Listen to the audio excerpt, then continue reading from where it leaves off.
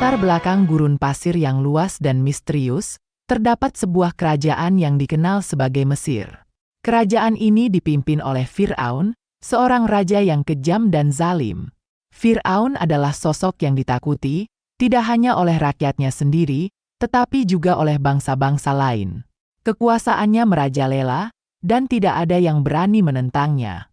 Meski begitu, di balik kekejaman dan kezalimannya, Fir'aun merasa terancam. Ia merasa terancam oleh pertumbuhan populasi Bani Israel, sebuah bangsa yang tinggal di Mesir sebagai minoritas. Bani Israel dikenal sebagai bangsa yang kuat dan tangguh, dan pertumbuhan populasi mereka yang pesat membuat Fir'aun merasa khawatir. Fir'aun khawatir bahwa suatu hari nanti, Bani Israel akan menjadi begitu kuat dan banyak sehingga mereka bisa memberontak dan menggulingkan kekuasaannya. Oleh karena itu, dalam upaya untuk mencegah hal tersebut, Fir'aun memerintahkan sesuatu yang sangat kejam, pembantaian semua bayi laki-laki Bani Israel yang baru lahir. Perintah ini dijalankan dengan tegas dan tanpa ampun. Setiap bayi laki-laki yang lahir dari Bani Israel, tanpa memandang usia mereka, dibunuh tanpa belas kasihan. Ini adalah masa yang sangat gelap dan menyedihkan bagi Bani Israel, dan mereka hidup dalam ketakutan dan kesedihan yang mendalam.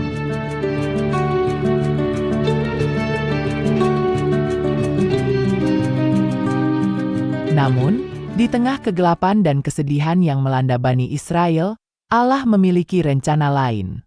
Rencana yang tidak bisa ditebak oleh manusia, rencana yang penuh dengan keajaiban dan kasih sayangnya. Dari rahim seorang wanita dari Bani Israel, lahir seorang bayi laki-laki. Bayi ini bukanlah bayi biasa, dia adalah Nabi Musa, seorang nabi yang kelak akan menjadi pemimpin besar bagi Bani Israel dan membawa mereka keluar dari penindasan Fir'aun. Ibunya, seorang wanita yang penuh keberanian dan iman yang kuat, tahu bahwa bayinya berada dalam bahaya.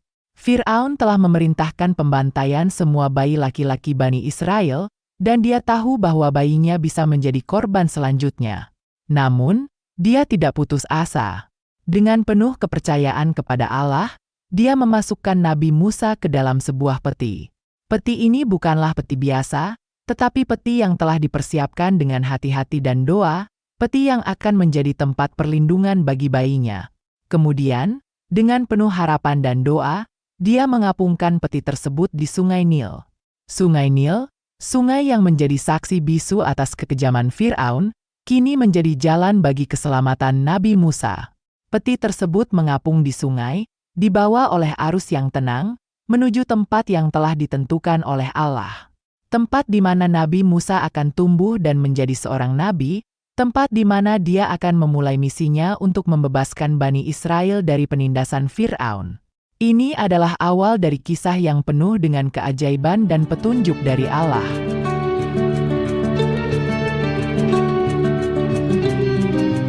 Pada suatu hari yang cerah, Asyah, istri Fir'aun, berjalan-jalan di tepi Sungai Nil. Sungai Nil, dengan airnya yang tenang dan pemandangan alamnya yang indah, selalu menjadi tempat yang menenangkan bagi Asyah. Saat itulah, sesuatu menarik perhatiannya. Ada sebuah peti kecil yang mengapung di sungai. Dengan hati yang dipenuhi rasa penasaran, Asyah mendekati peti tersebut. Ketika dia membuka peti itu, dia menemukan seorang bayi laki-laki yang sangat tampan. Bayi itu adalah Nabi Musa. Meskipun Asyah tahu bahwa bayi tersebut adalah dari Bani Israel, hatinya tergerak untuk merawat dan mengadopsi bayi tersebut. Ada sesuatu tentang bayi itu yang menarik hatinya, sesuatu yang membuatnya merasa terhubung dengan bayi itu. Asyah telah mendambakan untuk memiliki keturunan sejak sekian lama. Penemuan bayi tersebut membawa kebahagiaan yang sangat besar baginya. Dia merasa seolah-olah doa-doa dan harapannya telah dijawab oleh Tuhan. Melihat kebahagiaan yang dipancarkan oleh istrinya, Fir'aun, yang biasanya bersikap kasar dan dingin, merasa tersentuh. Dia mengizinkan bayi tersebut untuk dirawat oleh istrinya. Dengan demikian, Nabi Musa, bayi yang seharusnya menjadi korban dari kekejaman Fir'aun, tumbuh dan dibesarkan di istana Fir'aun.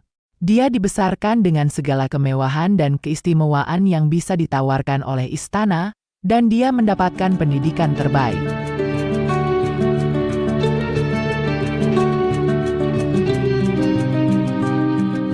Tidak lama setelah Nabi Musa kecil tiba di istana Fir'aun, dia mulai merasa kehausan dan menangis.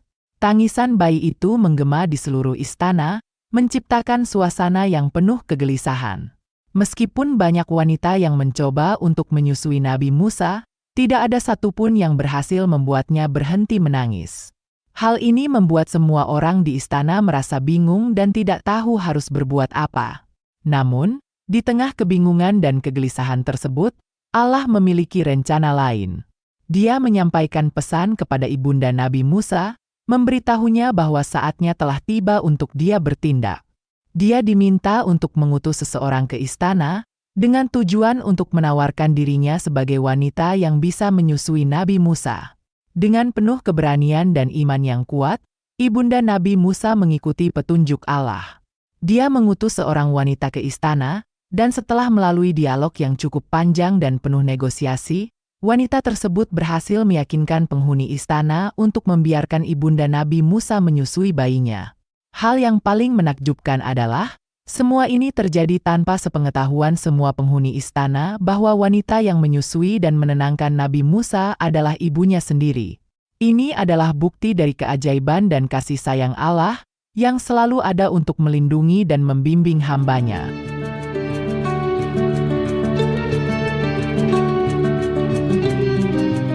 Berikut adalah penulisan ulang teks tersebut dengan tata bahasa yang baik.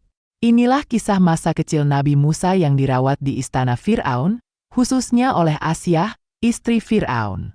Meskipun dia dibesarkan dalam lingkungan yang penuh kekejaman dan kezaliman, Nabi Musa berhasil tumbuh menjadi seorang nabi dan pemimpin besar, berkat kasih sayang dan petunjuk dari Allah. Nabi Musa, bayi yang lahir dari Bani Israel dan seharusnya menjadi korban kekejaman Fir'aun, tumbuh dan dibesarkan di istana Fir'aun. Dia dibesarkan dengan segala kemewahan dan keistimewaan yang bisa ditawarkan oleh istana, dan dia mendapatkan pendidikan terbaik. Namun, meskipun dia dibesarkan di istana Fir'aun, Nabi Musa tidak pernah melupakan asal-usulnya. Dia selalu merasa terhubung dengan Bani Israel, dan dia selalu merasa bahwa dia memiliki misi yang lebih besar dalam hidupnya. Misi untuk membebaskan Bani Israel dari penindasan Fir'aun dan membawa mereka ke tanah yang telah dijanjikan oleh Allah. Ini adalah awal dari perjalanan Nabi Musa sebagai seorang nabi dan pemimpin besar bagi Bani Israel.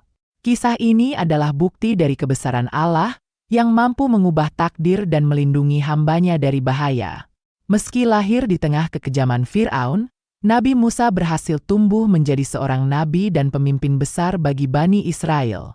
Demikianlah kisah ini diceritakan, segala kebenaran detailnya kita serahkan kepada Allah, Tuhan yang Maha Esa dan Maha Berkehendak.